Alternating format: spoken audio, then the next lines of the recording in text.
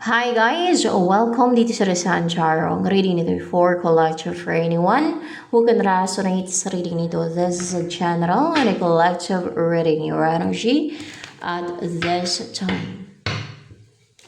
Treat her better. We're gonna let go all of our goals. We both know we ain't kids no more. You're strong pero what's with the hangman?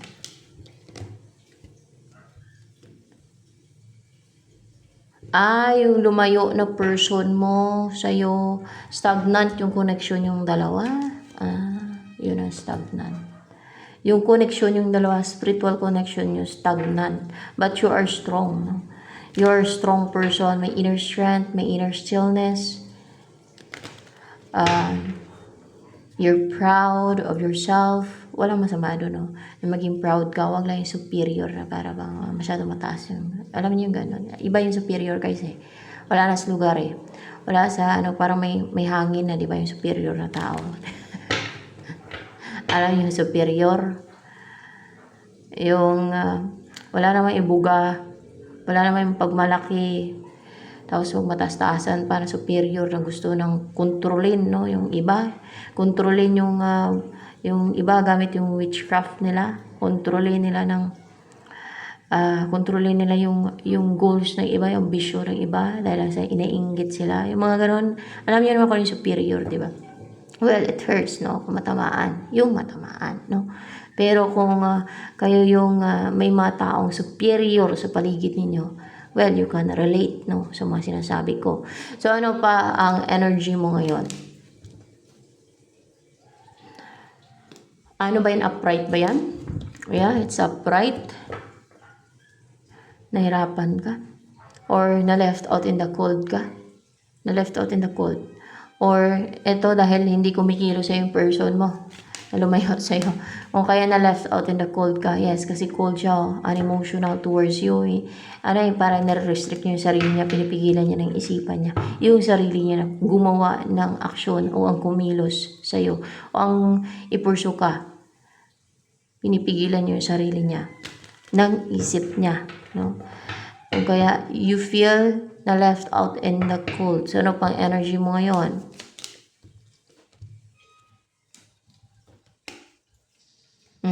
May mga pinanghinayangan ka, nang hinayang ka dito sa taong nang iwan sa'yo. Pwede? Pahalang, upright ba yan? Yes, yan ang pinanghinayangan mo. Oh. Actually, nasaktan ka niyan, parang tinraidor. Tinraidor ka ba niyan? Ang tao na yan? Hindi naman. Iniwan ka lang, nasaktan niyan ang tao na yan. Or na-hurt ka. Nagkaroon ng ending sa inyo kasi lumayo siya. Kung kaya gano'n, no? Nagkaroon ng ending pala sa inyo dahil lumayo siya. And then, ikaw tong parang nagdadala sa emotional turmoil, nag-grief, nang hinayang talaga no, sa tao na yan na nang iwan sa'yo, tumalikod sa'yo. Kasi maaaring still attracted ka pa rin sa kanya. Gusto mo siyang puntahan o gusto mong puntahan kanya. Gusto mong lumipat sa lugar niya. Gusto mong lumipat sa lugar niya. Ano ba ang feelings ng person na to na lumayo sa'yo na yan na gusto mong lumipat sa lugar niya? Ano feelings yan sa'yo? Nalilito siya. Naguguluhan. Parang distracted. Ganon. Or may mga option siya. May mga option siya. Yes, may mga option siya. Kaya distracted yung kanyang feelings. Parang hati-hati ba? Ganon. Hindi niya matukoy kung sino ang totoong mahal niya. Hindi niya matukoy kung sino ang totoong mahal niya. Dahil may mga option siya. So, yan. Anong iniisip ngayon yan na gagawin sa'yo ng tao na yun na lumayo sa'yo? Anong iniisip niyang gagawin? Ang magtagumpay. Ang magtagumpay na ano, ang magsucceed, ang magtagumpay na ano, ang iniisip niyang gagawin towards you. Ang magtagumpay na mapigilan niyo yung sarili niya pagdating sa'yo. Yeah. Ang magtagumpay siya na mapigilan niyo yung sarili niya na wag magka-interest sa'yo. Wag magmatsyag sa'yo. yung ma-restrict niya yung sarili niya ba? Ang magtagumpay siya na ma-restrict niya yung sarili niya, ang mapigilan niya yung sarili niya, ang huwag magka-interest sa'yo, ang huwag mang-spy sa'yo, ang huwag mang-stalk sa'yo. Ganun siya. So, it's a negative wording, no? Pero, dapat ay totoo, no? So, yun ang totoo eh. Yun. Sino nagagay dito? Angels ba ngayon? Angels nagagay dito ngayon. Angels. Anong advice ng angels? Move on? Yeah, move on. Mag-move on ka. Start a new relationship. Just leave this person. Just let it go, no? So, gano'n na lang, no? And, kaya nga kung may nakadistin sa'yo, yun na lang talaga ang pag-focusan mo. Kasi kung magkaroon ka man ng karelasyon, no, na hindi naman nakadistin sa'yo, ay wala din. Mag-fail lang din, no? Kaya, pero you will learn a lesson. And, kung hindi man siya nakadistin, baka mamahalin ka naman. You will be happy, no, habang hindi pa dumadating yung nakadistin sa'yo. Yun lang. Pero, mas maganda yung nakadistin na talaga. Doon ka na mag-focus. Pero mas maganda yung mag-umasa. Mas maganda yung mag-focus ka na lang sa sarili mo muna. And then, be positive na lang and be hopeful na darating yung the one, yung nakadestin sa'yo, or yung meant for you, o blessing ng God sa'yo, o binigay ni Jesus Christ talaga sa'yo, na taong, alam mo yung reliable, and yung tao na nasa side ng light. Kasi marami sa mundong to ang nasa side ng kadiliman. Kaya madaming toxic. They live a toxic and a parasitic lifestyle. They live a life na, alam niyo yan, na full of foolishness. Full of evilness. Sa kasamaan. Alam niyo, they're leading in the path na papunta sa hell. Yun ang realidad.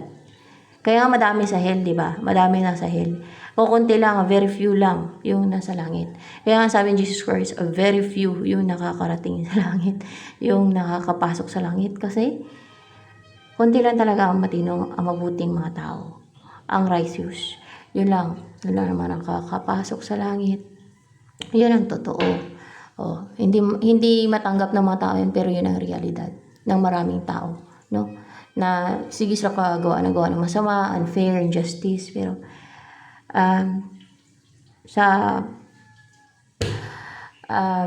huli, doon sila natatapon sa impyerno dahil sa gawain nilang ganyan.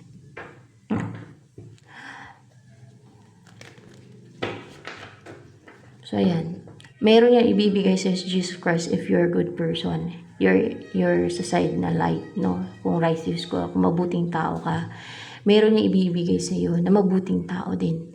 Na mamuhay ka ng komportable kasama siya.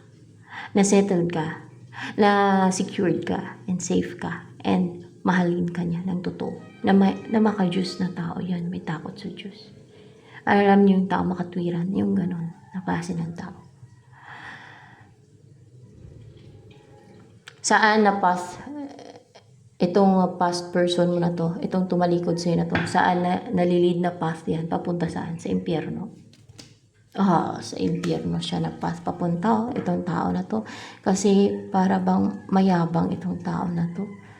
Masyadong parang hunter type na gusto niyang parang masyadong believe sa sarili. Ano ba yung dahilan kung bakit papunta sa impyerno to? Masyadong mapagmataas yung tao na yan. Yes, mapagmataas. At masasama ang ginagawa niyan. Yes, masasama ang ginagawa niyan. O kaya baka evil. Baka umiiral yung selfishness niya, greediness, mga ganun pati. Alam niyo yun, yung sarili niya lang iniisip niya, yung mga naapektuhan na hindi niya iniisip, no? Yung basta makuha niya lang yung gusto niya. Alam niyo yung mga selfish na tao, greedy, sakim. So, yan. Yun ang realidad. So, we must face, no, the reality. Kung ano yung totoo. Hindi yung kasinungalingan. Para lang gumaan ang pakiramdam na hindi ako mapunta sa impyerno kahit gumawa ako, kahit ipagpatuloy itong mga ginagawa ko masama. At unfair at injustice na ginagawan ko ng scheme itong person na to dahil nainggit ako eh. Mga ganon, may mga ganyang tao. Nainggit talaga ako sa kanya eh. Na-insecure ako eh. Nayabangan ako. Kasi, meron siya eh. Meron siyang kung anong wala ako eh. Kaya nayabangan ako eh. Kasi confident siya eh. Kasi ganito ganyan. Meron siya ganito ganyan eh. Oh. Diba? So, yun ang totoo eh. Na madami sa ngayon ang sa pass ng papunta sa hell. Yun ba yun? Madami. Papunta sa hell yung pass nilang tinatahak. Madami. Hindi yan pananakot. Yun ang realidad. Yun ang totoo. Lalo sa panahon ngayon. Tingnan niyo maginagawa ng mga tao. Aw. Haga ko. Ano na naman yan?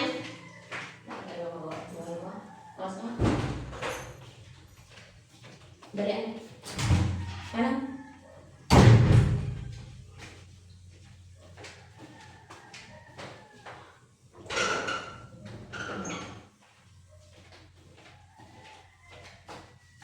Ang sasabihin ng mga false prophet, kahit na sige ka lang paggawa ng masama, kahit ipagpatuloy mo lang, gano'n. Kasi wala mga perfect, lahat naman tayo makasalanan, sabi ng mga false prophet na. Lahat naman tayo makasalanan, lahat gumagawa ng evil, gano'n. Basta maniwala ka kay Jesus Christ. Oh. Ganon din yung ginawa ng iba, naniwala lang kay Jesus Christ na ano. Oo nga, si Jesus Christ ang Savior ng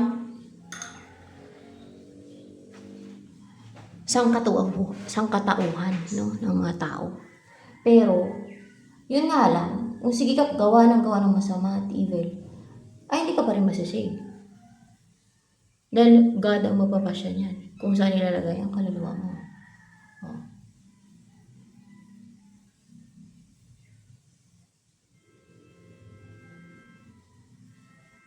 Kaya nga, nasa tao ang gawa, nasa Diyos ang awa, di ba?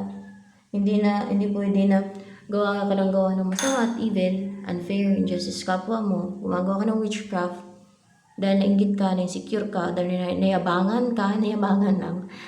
Dahil yun lang na ano mo, dahil nainggit ka eh, kaya nayabangan ka eh. Yun ang rason nila eh, nayabangan daw sila pero nainggit sila, kaya sila nayabangan. No? Dahil confident yung tao, sabihin na nila mayabang. Oh. Gagawa nila ng scheme, deceit, witchcraft, no?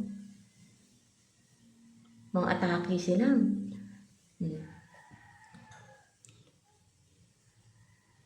Yung dinidipinsa ng tao, yung kung anong meron sila na pinaghirapan nila dahil gusto nilang kunin, gusto nilang sirain, dahil umiiral yung inggit nila. Sabihin nila mayabang, mapagmataas, hindi madaling lapitan, hindi magpaisa. Oh, kasi balak nilang isahan eh. 'Di ba? Ganyan yung mga tao na foolish at evil. Yan ang kanilang intensyon, mag-isa, manlamang, manlansi. Yan.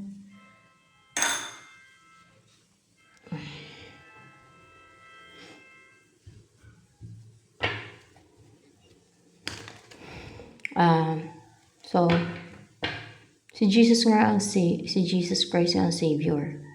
Pero, hindi masisave ni Jesus Christ yung mga gumagawa ng masama, patuloy na gumagawa ng masama at evil. Yun ang totoo. Kaya nga madaming nasa impyerno, madaming nasa path papunta sa impyerno kasi ang tao may free will yan eh. O, diba? Yun lang yun. Ayun.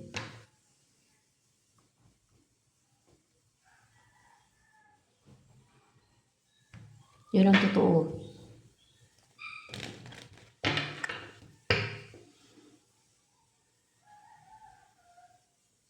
Sige silang gawa ng masama, evil, unfair, injustice kapwa nila, sa inggit nila, sa insecurities nila, sa kaselfishan nila, dahil selfish sila, dahil mahalaga yung sarili nila, makuha lang nila yung gusto nila, kamkamin pa nila yung sa iba, dahil umiiral yung pagkasakim nila.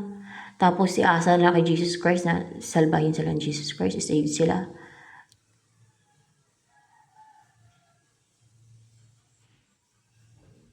Gagawa sila ng witchcraft, injustice iba, dahil nainggit lang sila, o diba? Tapos iasa nila kay Jesus Christ na save pa rin sila ng Jesus Christ sa kabila naman ginagawa nila. Tama ba yun? Yung pagka-save ng soul nila, nasa gawa nila yun. Sa gawa ng tao yun. Kaya nga nasa Diyos ang awa, nasa taong gawa, di ba?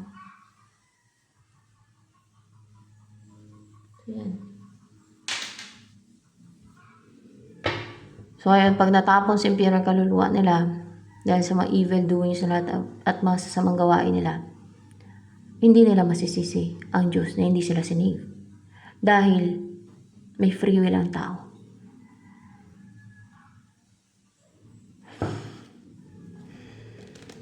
Sinabi naman yan kung ano yung tama sa mali kung ano yung dapat iwasan para hindi matapon sa impyerno. Alam naman nila yan kung ano yung tama sa mali, kaso lang they want to do it. They want evil doings. Gusto nila yun, na-enjoy nila.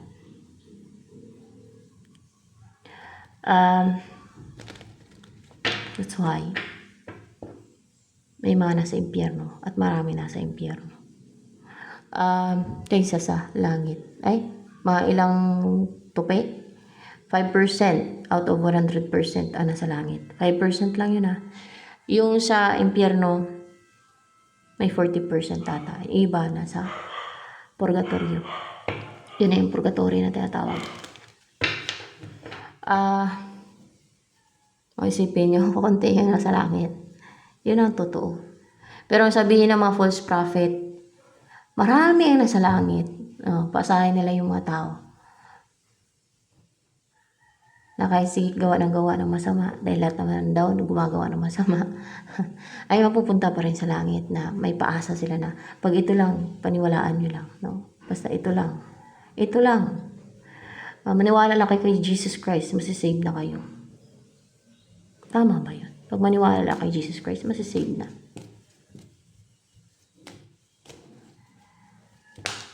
Hindi. Kailangan may sagawa. Hindi yun sapat. Yung maniwala ka lang kay Jesus Christ, masisave ka na. Hindi yun. Sagawa ka ng tao yun Hindi nyo masisisi Jesus Christ kung hindi masisave ang soul ng mga ng mga gumagawa ng evil at masama. Kasi nasagawa nila yan. Hindi nyo maasa kay Jesus Christ yan na maniwala kayo kay Jesus Christ tapos masisave kayo. Hindi ganon yun. Nasa gawa yun. Masisave kayo kung mabuti ang ginagawa ninyo, kung hindi kayo evildoer, kung hindi kayo masasama. Kung winaksi na ninyo ang makasamaan, kung nagbago kayo, kung naging mabuting tao na kayo. Pero kung hindi, kung pinagpapatuloy nyo pa rin ang masasama ninyong gawain, walang mangyayaring save sa inyo, sa buhay nyo, sa soul ninyo, hindi kayo masisave. Wala. Kaya nga, di ba, may mga prophets, kaso lang ibang false prophet naman, mali naman yung turo nila. Yun ang totoo dyan. So, let's go back sa reading. Ano ang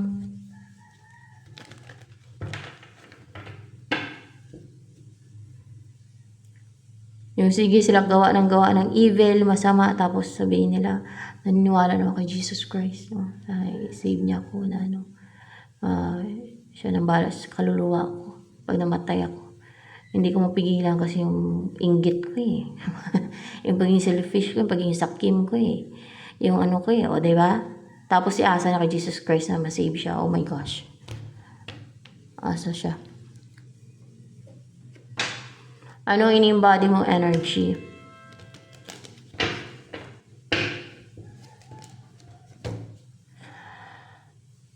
Busilak ang puso mo. You are guided sa naradingan na. Busilak ang puso mo. Sana. Yan busilak. Pure yung aura mo. Purify na po. Purify. At may liwanag na nagpoprotekta sa'yo. No? Ayan. Mabuti ang kalooban mo.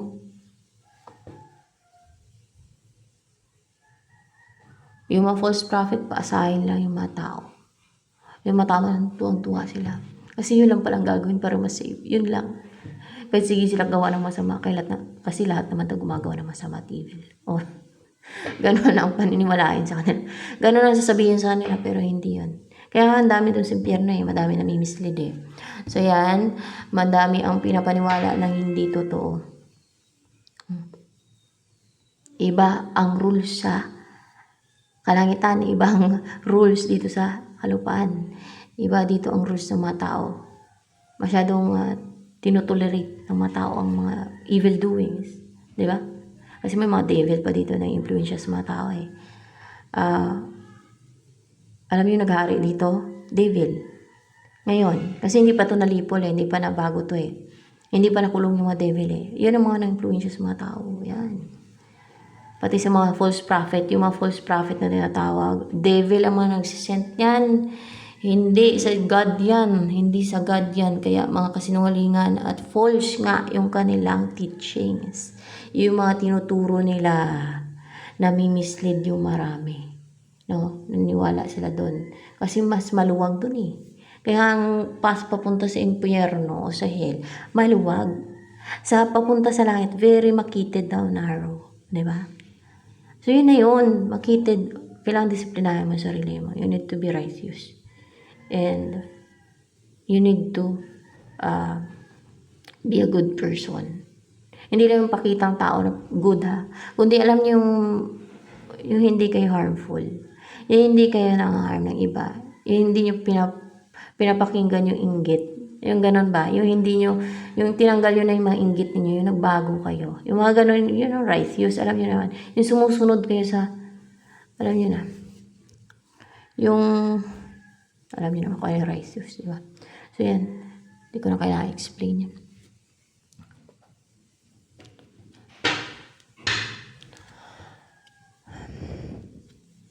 Ano ang in-embody mo pang energy? Ito na pala in-embody mo energy. Yung energy mo na lang.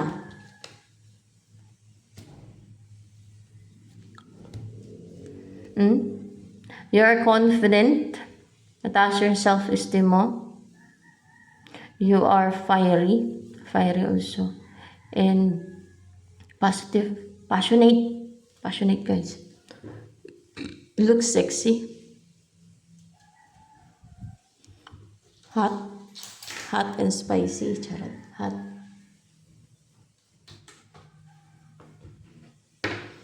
Ano naman ang dreams and wishes mo magagrant? Ano kaya yan? Yung magkakaroon ng union. Yung magkakaroon ng union sa inyo ng the one for you. Or may mangyayaring union or partnership or reconciliation sa inyo ng person mo or sa person na meant for you, na talaga binigay ng God sa'yo, na hiniling mo, pwedeng gano'n, no? Na magkakaroon ka din ng partner. Yan. Kasi may mangyayaring union, no? Magkaroon ka na ng partner sa buhay. Or magkakaroon ng union sa inyo ng person mo, pwedeng gano'n. Ayan. Sino yung magkakaroon ng union sa inyo? Sino yung tao na yun na magkakaroon ng union sa inyo? Yung mag-reach out sa'yo, yung mag-offer sa'yo ng something stable, na maging consistent siya, nakahangad niya ay mag-grow, yung offer, yung umpisa ninyong dalawa na relationship, syempre, no? Mag-bloom, na mag-grow yan. Consistent siya sa gagawin niyang pag-pursue sa'yo, sa pag-effort niya sa'yo, mga ganun ba? Maging consistent siya. Pero parang may pagkabata pa, energy or immature. Fresh. This person wants a fresh start, a new start. A healthy new beginning, a healthy relationship na nag-grow, no? Ano yung person na to, yung Page of Pentacles na yan? Past person mo ba yan? Past person mo na nakadestin sa'yo. Wala namang masama basta nakadestin sa'yo, lalo na kung alam mo na sure ka na talaga nakadestin sa'yo, no? Na it's meant for you. Wala namang masama doon kung God ang nag-destin sa inyo. Diba? Like me. Dahil alam ko may nakatakda naman sa akin, nakatakda o nakadestin man. Basta nakatakda ang alam ko kagaya sa akin, alam ko may nakatakda sa akin, kaya hindi naman masama, na umasa ako, na mag-expect ako na darating yung nakatakda sa akin. Kasi yun ang alam ko din, no? Yun ang sabi sa akin ng God at ng Jesus Christ at ng angels na merong nakatakda sa akin. Merong nakadestin, nakatakda, mga ganun. Na person na magkaroon ng union sa amin. So kahit may asawa ko, hindi masama yun na maghangad ako na magkaroon na ng union sa amin nung nakatakda sa akin. Kasi nakatakda naman yun, God naman ang nagtakda nun eh. Oh, di ba? Maliban na kung iba. Ayun, nakatakda naman yun eh. At God ang nagtakda nun. Di ba? So, ganun. Kahit sabihin ng iba na parang pangangalun niya, hindi. Kasi nakatakda yun eh. Nakadestin na yun eh. God ang nagdestin yan eh. Oh. Ako, prangka ako. Pero, yun ang totoo. Nakadestin naman kasi yan eh. Oh, kaya walang masama doon. God ang nagdestin yan na mangyari yun. Na may yun na mangyari sa amin. Ganun. Sa taong yun. Kaya hindi masama yun. Masama sa paningin ng mga tao kasi gusto nila silang masaya. Ako hindi masaya. Sa mga taong nainggit o na-insecure o ayaw na maging masaya ako. Para sa kanila, masama yun. Pero hindi. Hindi yun masama kasi God ang na-destin nun. Nakatakda na yun. So ano pa? Yun ang totoo. Kahit baliktarin pa nila, walang masama doon. Dahil God ang nag-destin doon na magkaroon ng union sa amin. Nang nakatakda sa akin. Nang nakatadhana sa akin. Kasi nakatadhana na. God mismo nagtadhana doon. So, ganun yun. No? Iba nga eh. Hindi nga nakatadhana sa kanila eh. O, diba? Nangabit sila. O. Hindi yun nakatadhana sa kanila. Yung sa akin nakatadhana yan. Kaya walang masama dyan. Kung magkaroon man ng union sa aming dalawa. Yung masama dyan, yung gustong madlang yan, ang nakatadhana sa akin na ma-unite kami. Kasi naiinggit, umiiral yung inggit nila. Itatapon yun sila sa impyerno. Tama ba? Itatapon sila sa impyerno. Yung mga umaharang yung madlang sa destiny ko, sa nakatakda na yan, magkaroon ng union sa amin, nakadestin sa akin.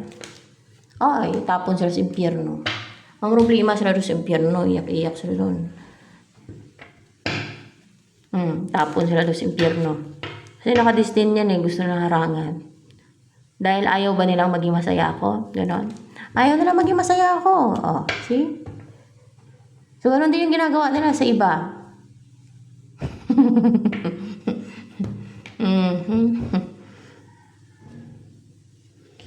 Puno na tayo drum ko ah.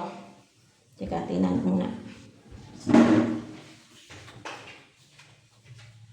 Oh, puno na. Treat about we're gonna let go all of our goals. We both know we ain't kids no more.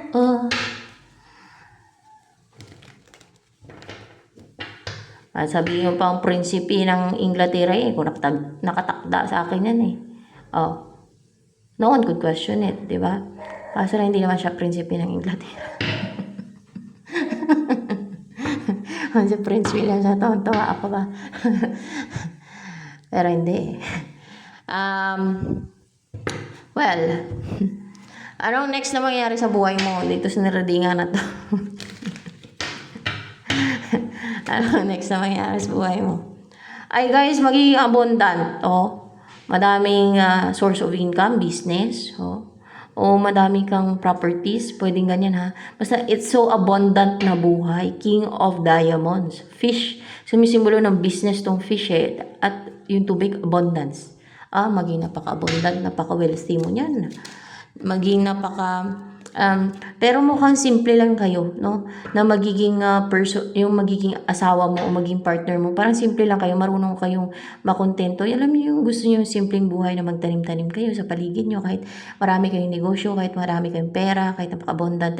Alam niyo yung you're happy na magtanim-tanim, na mag-harvest na matanim ninyo. Ganun ba? Alam niyo yung mga ganun na hindi maarte, no? Ayan. So, ano yung next move ng person na to na magkakaroon ng union sa inyo? Anong next move niya towards you? The Emperor in reverse. In reverse ba yan?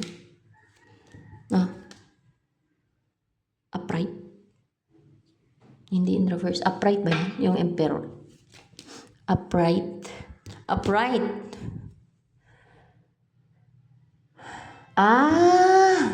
Asawain ka niya.